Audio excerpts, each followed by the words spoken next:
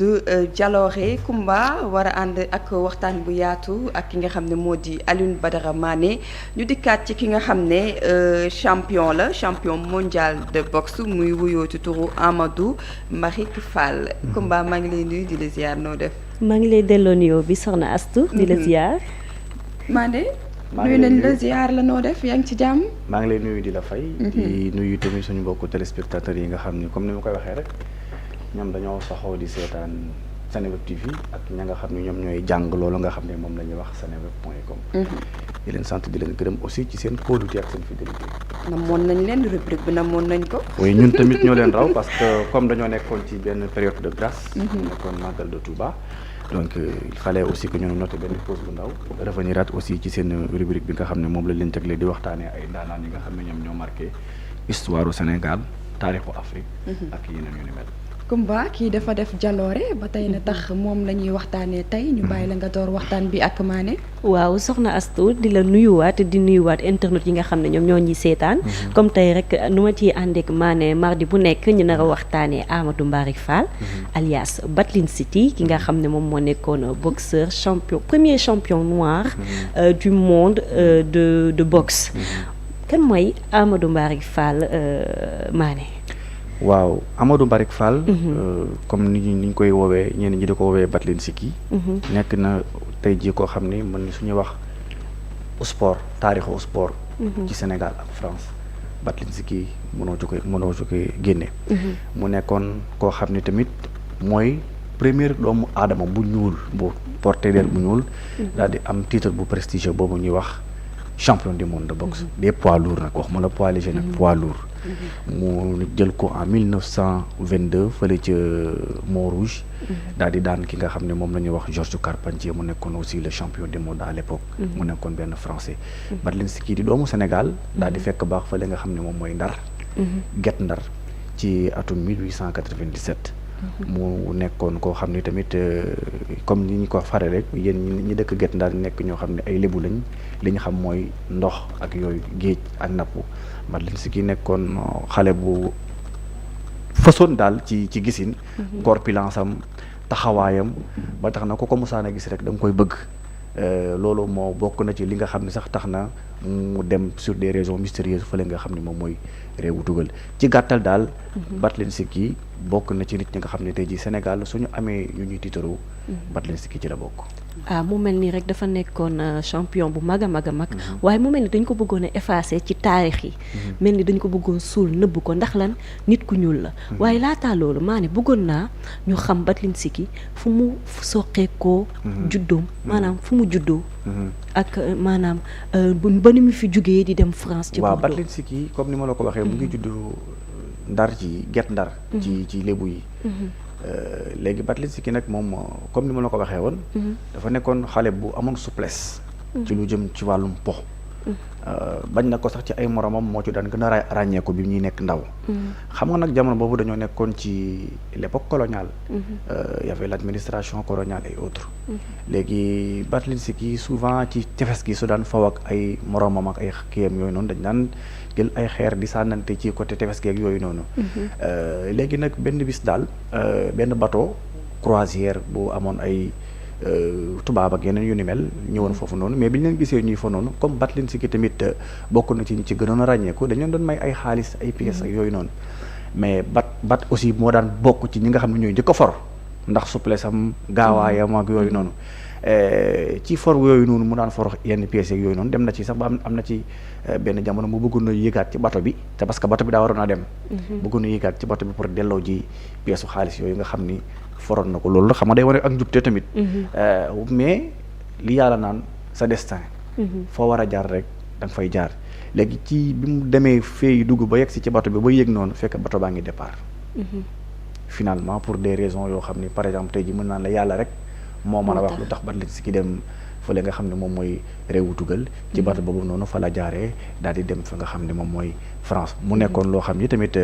jaaxaloon na ay mbokkam bañ defoon sax ay affaire recherche ak yooyu noonu pour xam fu Batlinski mën a dem mais au fil des temps bi ñu demee ba ay jëmmi jamono ci côté guerre mondiale première guerre mondiale benn mbokkam benn ndijaayam gis na ko ci guerre bi bi mu ñibbisee wax na ne nag Batlinski il est sain et sauf mu ngi dund ma nga fële ca France ci demam France am googu nag ci la ko lépp dabee da ba ni mu nekkee champion du monde de boxe di indi leeral benn mbir aussi ci Batlinski bañ na ko ba sax ñenn ñi dañ doon wax naan dañ koo forcer pour mu dem defi guerre mondiale première guerre mondiale non Batlinski du ku ni forcé bat boo ko xoolee doo koo xam ne da nga naan ko defal lii mu def ko bañ na ko ba sax li ko dugal ci boxe noonu fi mu doon liggéeyee xam nga rek tubaab yi dafa bari ay ñu mën a mandeeg yooyu noonu ñëw di semer la pagaille auto noonu pratiquement ci nekk ak boxeur am ci foofu la jógee ndaxte benn samba booy bu doon ñëw rek bëgg a semer la pagaille mu wàcce ko ci benn coup de poing léegi nag xam nga waaw mu wàcce ko ci benn coup de poing te boobu du woon sax boxeur professionnel mais ci loolu nag ci lañ ko gisee xam ni kii carrément il a des talents de boxeur ci lañ ko defee un boxeur mais ci guerre mondiale bi bat moo volontaire dem guerre yi waaw loolu tamit c'est bien à préciser waaw moom kenn moo volontaire parce que ba mu gisee ni première guerre mondiale bi y avait des tirailleurs sénégalais des africains yu fa nekkoon aussi il s'est senti africain comme eux pour mu dem aussi ànd ak ay mbokkam mais lu luñ ko forcé mu mel nii rek laataa muy dem fële di guerre mondiale jotoon na nekk domestique ci benn kër actrice ni bi muy nekk ndaw te ñu ne début am il n'était pas très fort noonu waaye bi mu jëlee engagement dëgg daal di jox cër li nga xam ne moom moo di boxe bi après retour am ci boobule guerre mondiale mu jël ko ak fulla ñu ne en 4 ans ci la am départ bu fulgurant waaw indiwaat aussi beneen précision du domestique man je veux même pas que les gens utilisent les termes domestiques fu mu doon liggéeyee la dafa doon liggéey parce que ku dem réewu tugal aussi da ngay daan sa doole donc ci bërëb boo xam ne dafa doon liggéey maintenant comme ni ma la ko waxee bat dafa newoon koo xam ne su da nga koy gis mu neex la corpulence am jëmmam ak taayam mu neex a bëgg daal ku ci nekk da ngay bëgg mun na ci sa wet di liggéeyandoo ak yow mais avant muy dem di defi guerre mondiale première guerre mondiale il a commencé sa carrière professionnelle de boxeur ba am ay victoire yu bëree bëri léegi nag xam nga guerre mondiale bu amee léppay taxaw il s'est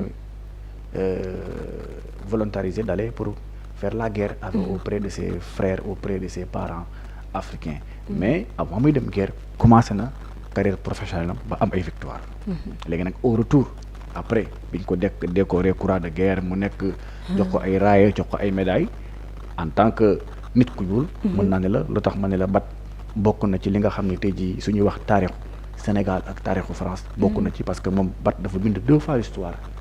être décoré croix de guerre par l'armée française en plus étant champion du monde de boxe étant aussi africain premier noir donc bat mën naa ne bind na taarix daal ci gàttal bu am solo waaw mais mu mel nii rek Georges Carpentier moom nga xam ne mi ngi doon janoog moom itam demoon na guerre waaye dama bëgg nga ñëwal ñu ci victoire am boobule en 1922 victoire bu éclatante bu nga xam ne am na ko ci kaw waaw xam nga victoire am boobu noonu mu nekk une très belle victoire mu mel ni archive yaa ngi fii ba tey archive yaa ngi fii une très très belle victoire yoo xam ne sax gars yi bëggoon nañ ko salteel bëgg caa indi ay lëj mbëjëg lu ne def ko ci mais terewul xam nga yàlla moom bu tuddee dara nit mënu ci lu bari c'était en 1922 à Buffalo stade Montrouge ci teewaayu nit ñu bëree bëri ak ay nit ñu màggoon aussi tamit nit ñu amoon personnalité parce que boobu noonu Batlinski bi mu demee ba mën dóor ñëpp daan ñëpp bat il a fait 32 KO 32 KO un exploit 32 KO c'est-à-dire mooy ñi mu mës a nekkandoon boxeur ñëpp ñi mu mës a dajeel ñëpp ñi mu dóor mu daanu ci KO mat na 32 personnes léegi bi ñu demee ba xam ni bat daal amatul adversaire mais ñi ci lañ ne nan ko jox Carpentier manager am waxtaan ñu trouver consensus combat bi taxaw mook Georges Carpentier doguma la Carpentier daal maanaam jamono jooju moom moo nekkoon Yékini rek bi muy toll ci dëgg ndënd jamono boobu Carpentier il était le champion du monde waaw te kenn ñemewul Carpentier il était le non parce que boobu Carpentier tamit dem nañ ba benn moment xam naa ne dañuy gis ni moom it amul adversaire parce que boo nekkee champion du monde nga daan ñëpp amoo adversaire suñ gisee ku pël jug taxaw xam ne yaa ngi moom war ngeen mën a taxaw dañ koy woo ngeen bëre ci lañ waxtaan trouver consensus defar contrat yi ci la Batlinski aussi tamit son manager son staff defar affaire yi ñu daje Carpentier stade Montrouge à Buffalo léegi nag ci loolu boxe boobu nag victoire boobu nag lu ne nag nit ñaa ngi ko ciy wax ay bat daa complot woon nag ay bat dañu woon damay sëgg fi yeeg ay bat dañu woon damay def leeg te combat bi sax bu ngeen ko seetloo archive yaa ngi fi bat yàlla xam na ni sax dóorul ba Carpentier dóor ba tax ñuy wax da nga naan sax bat dafa yërëmoon ki muy dajal parce que boo xoolee bat ni mu taxawee nga xool Carpentier ni mu taxawee da ngay xam ni gabar yi du benn bokkul du benn c'est vrai mais quand même xam naa ni bi mu demee ba sentir ni kii daal mu ngi koy bëgg a déranger te combat baa ngi yàgg ci la ko wàcce ci la ko dóor mu wàcc au 6e round ci la ko dóor si xam nga c'est la li lay woon ni bat yërëm na ko bu demee bu bat demee Carpentier ba 6e round mooy loolu yërëmoon na ko waaw léegi nag demee ba ci 6e round ma xam ne nag mbir yaa ngi bëgg a yeex daal mu ne xaaral ma tàqali ko ak moom benn noonu mu jox ne ci la ko dóoree benn kaaw mu wàcc mais xam nga comme jamono boobu noonu dañoo nekkoon ci jamono boo xam ni racisme dafa amoon doole trop léegi xaw ñu toog as diir sax di xool ndax dañuy jox Batlinski victoire bi am duñ ko jox mais xam nga par exemple tey jii nii lu ni fàng kenn du ko jeex waaw li olof Ndiaye naan koo gis nen ni nen a ngi noonu la mbir yi demee woon moo tax nag après 20 minutes de concertation gars yi jàpp ni Batlinski carrément il mérite cette victoire te mu mel nii sax dañoo subir pression ci foule bi non parce que foule bi tamit dañoo gis ni carrément mbir yi daa leer Carpentier dañ ko dóor mu wàcc yaa ngi dégg baax bi ko bat dóoree mu wàcc te bat dóor ko dóor bu baax sax ab kii rek la ko jox sigil rek da koo cof rek sigil c'est-à-dire comme ni ñuy wax naan comme son nom l'indique Batlinski sigil c'est-à-dire moom carrément ses adversaires comme bu la daan dóor da nga daan sëgg sigil la lay wax d'accord d'où les dérivés de son nom Batlinski avec le nom battre aujourd'hui quand les gens disent lui Mbarick Fall et autres c'est dérivé aussi de sa ville natale Saint-Louis où on a mis carrément le lui dans son nom raison pour laquelle parfois ñi di ko wax Amadou lui Mbarick Fall mais man je préfère toujours dire Amadou Mbarick Fall comme son vrai nom africain et sénégalais léegi nag victoire am boobu nag après nag moo ko jural wax dëgg yàlla ay jafe-jafe yu bari parce que jamono boobu nga nekk nit ku ñuul jël prestige titre boobu ñuy wax champion du monde de boxe des poids lourds du neex a gis ci biir yi tubaab jamonoy racisme ci lañ ko wutalee ay pexe yu ne nag pexe yu ne ñu wutal ko Batlinski ba dem mu gàddaayee dem ci yeneen réew yu tugal ay Pays-Bas ba ni mu demee New York bala ko fa dal ko fa. ci New York boobu laa bëgg ñu des. mu mel nii dañu ko tuddee chimpanzé en référence au chimpanzé maanaam may bañ a tudd golo. moom lañ ko doon def référence ngir rek bëgg koo wàccee ngir rek bëgg koo tuutal ak suufal. waaw bi mu demee foofu New York lan moo fa xew. bon xam nga par exemple tey jii Batlinski bi mu demee ba dóor Carpentier mu perte titre mondial am nekk Batlinski nekk le champion du monde de boxe.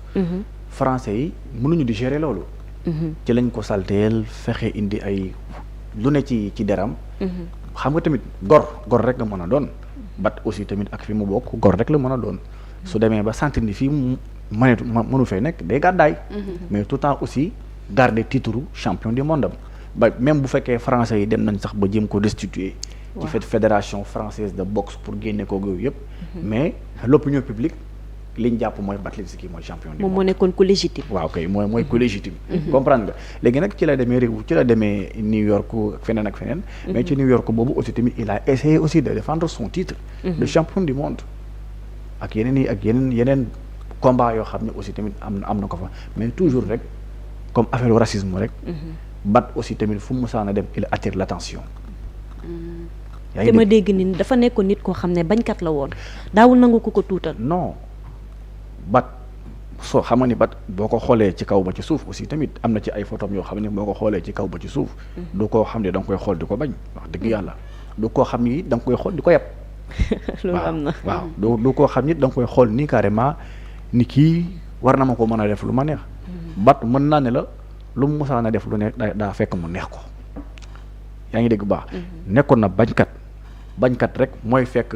ñu ni ab guerre am na fële. samay mbokk nga fa naa dem ànd ak ñoom guerre yi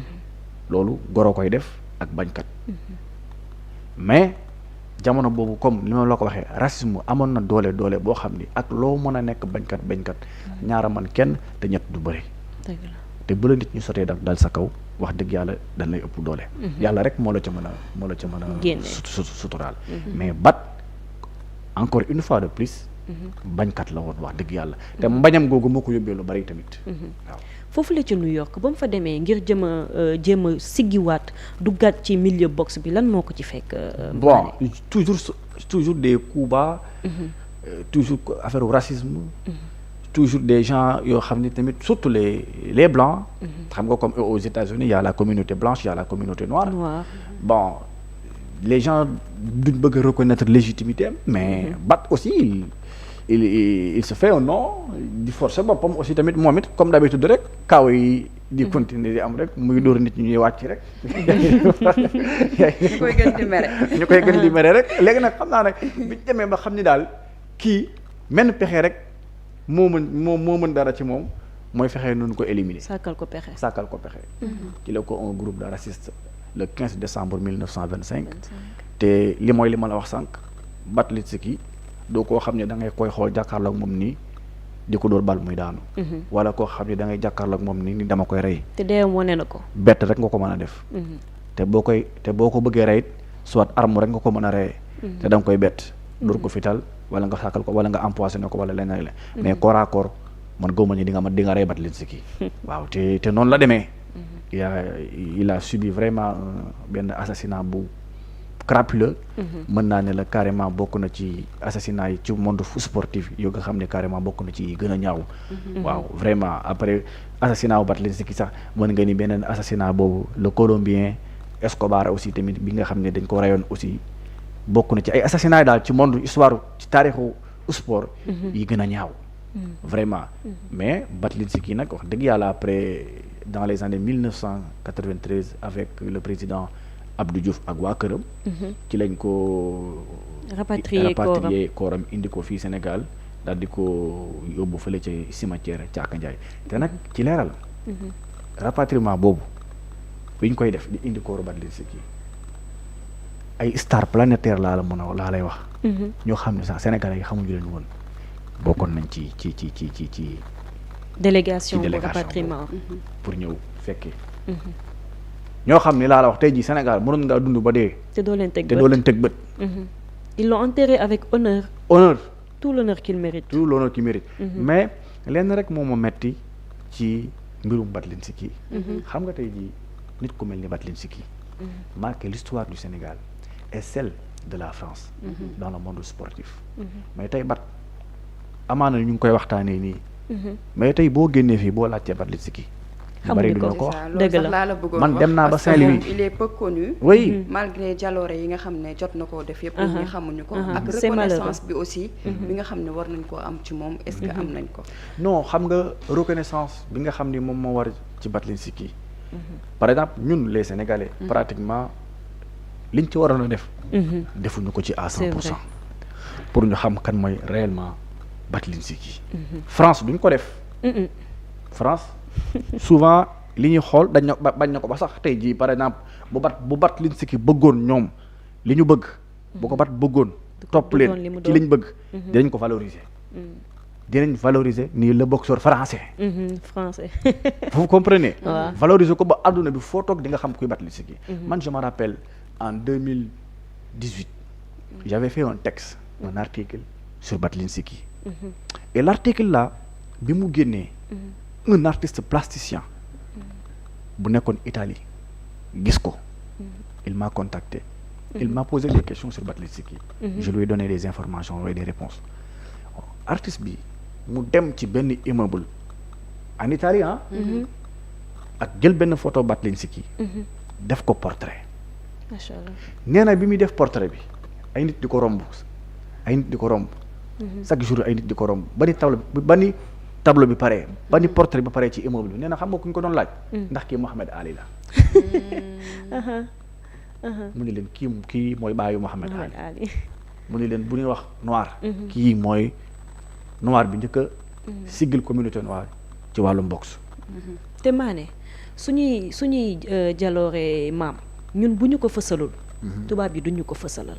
parce que loolu ci ñun la ci suñu histoire la te lu may wax rek à chaque fois pour suñu ndaw yi mën a gëm seen bopp mën a gëm ni fii nii mën nañu dem ba dépasser li nga xam ne moom moo di pays occidentaux yi il faut que ñu gëm ni suñuy maam liggéey nañ ñun on est capable de faire cela te bu ñu toog di joytu naan tubaab yi dañu koo nëbbal non non du tubaab yi ñoo ñu ko war a fësalal ñun suñu bopp ñun ñoo ko war a fësal suñuy ay autorité génnee seeni ay jaloore ngir ndaw yi suñu genre gi di mën a gis suñu bopp ci ñoom. Effectivement mooy li ma la doon wax sànq ni la li ma metti ci mbirum Batlinski mooy. à préciser que 2 balles lañ ko dóor ci ginnaaw. mooy li ma la wax. balu ginnaaw rek nga mën a reyee bat. mais bat xam nga balu ginnaaw nag. mooy ku la bett rek moo la koy def. waaw noonu la demee kon il est c'est-à-dire mën naa ne la dee na ci ngor. dee na ci honneur. mais tey jii l'État du Sénégal. à travers le ministère du sport. bu fekkee sax am nañ fédération sénégalaise de boxe tey jii nii xoolal y a beaucoup d'édifices beaucoup d'infrastructures sportives yoo xam ni mën nañ ko tuddee Batlinski mais pourtant aujourd'hui man une fois j'étais à Saint-Louis man nekkoon ci benn hôtel bu tuddoon hôtel Siki mooy l'hôtel ñu ngi ko tuddee Batlinski te dalay leer ni loolu ñu koy def mooy ñi nga xam ne ay jegeñaaleem lañ ay mbokkam lañ ay sëtam ak yu ma xam am na benn résidence bu nekk fii à Dakar qui s'appelle résidence Siki buñ ko tuddee loolu mooy pratiquement boo creuser bu ci biir ki ko tuddee soit ku koy jege lay doon wala mbokkam parce que tey jii ay mbokkam boo bëggee dégg-dëgg ay mbokkam ay sëtam ñoom ñoo nekk carrément di valoriser mémoire Batlinski avec l'association bi ñu créé di préparer même les centenaires pour la commémoration de son assassinat bi nga xam ne dina am du 13 au 15 décembre à Saint-Louis du Sénégal mais tey l'État du Sénégal aussi waroon na ko mën a mandargaal benn affaire boo xam ne tey jii xam nga Batlinski premier noir champion du monde de boxe étant sénégalais ça fait tic à l'oreille da nga ne bon kon ñun Sénégal mos nañoo am champion du monde de boxe te ñu bari réeree nañ ko mbir donc ces genres de personnes là man je pense que on doit les valoriser mais quand tu pars à France aujourd'hui mais tey jii comme ku ci mel ni ay Michel Platini comme ku ci mel ni ay ñoom Jean-Pierre Papin mais ñooñu tey jii les Français les valorisent les Français les valorisent la France les valorise mais pourquoi pas nous aussi au Sénégal tey jii ñaata stade ñoo fi am ñaata édifice sportif ñoo fi am infrastructure sportive yoo xam ni tey jii mënoon na au moins porter le nom de Batlinski xam nga fu am tur rek boo fa jaaree nga gis tur bi di nga laajte kii kan la mais tey jii ñu bari Demba Diop am na ñu bari ñu xamuñu Demba Diop mais bu ñu nee stade Demba Diop tu te poses la question qui est Demba Diop et on te donne des informations sur la vie et l'œuvre de Demba Diop mais si on faisait ça autant avec Siki ñëpp dañ xam kon mooy Batlinski mais malheureusement man jàpp naa ne sax même nguur gi sax ñoom umpale nañ kan mooy Batlinski waaw te vraiment loolu c'est des choses yoo xam ne pour man rien n'est encore trop tard on peut toujours rectifier ça maane mu mel ni rek Astu ni ko Saa Wolof waxee nee na surtout ñu jëm ci JOJ yi donc tamit baax na ñu bàyyiwaale ko xel bu baax effectivement may nuyuwaale Saa Wolof bu baax ci pertinence am boobu mu wax comme JOJ yaa ngi ñëw nga xam ne dina war a ñëw en 2026 l'État peut en profiter aussi pour rendre hommage à Batlinski ba pare mu yemoog 100 ans yi nga xam ne bi ñu ko assassiné ak léegi ay waa këram tey jii mooy say nuyuwaale de passage il y a une grande dame qu'on appelle Soda Fall sëtam ci waa kër Batlinski la bokk tey jii mën naa ne la sax yenn ndar yi sax buñ demee ba amat tuuti cofeel wala lu ñu xam ci Batlinski c'est grâce à cette dame qui se bat du jour au lendemain yaa may dégg tey jii pour perpétrer la mémoire de son grand-père et moom sax gëm naa ni certes war na koo def mais ñi ko ci war a jiitu mooy l'État du Sénégal tey jii les Français soo fa demee on te parle pas de Siki pour concernant la boxe on te parle de Carpentier mais ils ont raison parce que mooy seen doomu réew comprendre bu baax mais tey jii tamit ñun Sénégal xoolal ba Sénégal sosoo ba tey nous avons de jeunes boxeurs yoo xam ni am nañ ay titres à l'international mais kenn amagu ci titre bi ci Batlinski am. amul kenn amagu ci 91 combats la Batlinski def dans sa carrière. 91 combats ñoom sax dañu war a inspiré. xam nga ko am 91 combats 32 KO. 32 KO te leer na ma ni sax am na ci ay combats yoo xam ne sax njuuj njaaj nañ ci. fekkee wuñ ko nag. mais jamono boobu racisme na mu demee woon. am na ci ay combats yoo xam ni njuuj nañ ko ci. may profité aussi tamit di leeral benn mbir. parfois les gens parlent sur Batlinski ñenn ñi naan waaw ba mu nekkee France nii la doon dundee. dafa fàtte woon kiyam dafa fàtte woon cosaanam non Bat n'a jamais été comme ça. il n'a jamais été comme ça il n'a jamais été quelqu'un qui a renié ses origines non xam nga ku renier ay origine am du dégg ñu ni guerre am na ay mbokkam nga fa. mu dem di ànd ak ñoom di guerre yi. déedéet. te Bat buñ ko bu doon ci ay coobaree boppam sax gëm naa ne du dem France. mais c'est pourquoi souvent les gens te disent que Bat dem na France pour des raisons mystérieuses.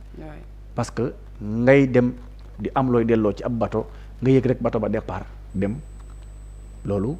destin la yàlla moo ko tuddee woon noonu. yàlla ni foofu la Bat waroon na mën a jaaree ba nekk tey jii champion du monde de boxe. mais je rappelle aux autorités compétentes en charge du sport. de bàyyi xel ñu bàyyi xel ki nga xam ne mooy Amadou Mbarick Fall Batlinski di doomu Guet Ndar may leeralit ni xam nga par exemple tey ñu bari tamit dañ koy apparenté ak ki nga xam ne moom mooy Aminata Fall Kanfouré. mais bokkuñu dara. Saint-Louis rek lañ bokk. d'accord Saint-Louis kese lañ bokk. c'est Batlinski Amadou Mbarick Fall le tombeau de Georges Carpentier en 1922. kon mu mel nii rek Astou li leen indiloon ci seen rubrique jaloore waaw rubrique jaloore indil leen ci seen rubrique jaloore di leen nuyuwaat di leen sant gis naa ni rubrique bi intéressé leen lool ki ku ci mel ni Saa Wolof moom rubrique bi da koo intéressé lool sax waaw ñoom ñëpp intéressé na waaw gis nga rek di fàttaliwaat rek nañuy valoriser suñuy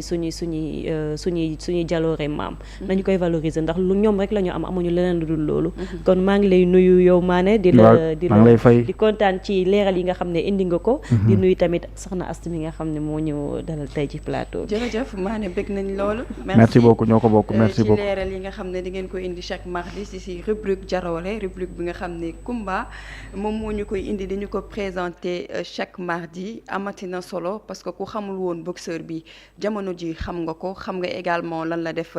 ci Sénégal ak mérite yi nga xam ne am na ko ak nag luñ ko waree rendre hommage parce que nag ku def jaloore bu rëy war nañ laa rendre hommage sa doomu réew muy fii nii di Sénégal war nañ la gën a valoriser gën la tatagal waaw pour ndax kontaan ak mbégte boo xam ne war nañ koo mën a am ci moom mi nga xam ne moo di Batlinski noonu lañ koy woowe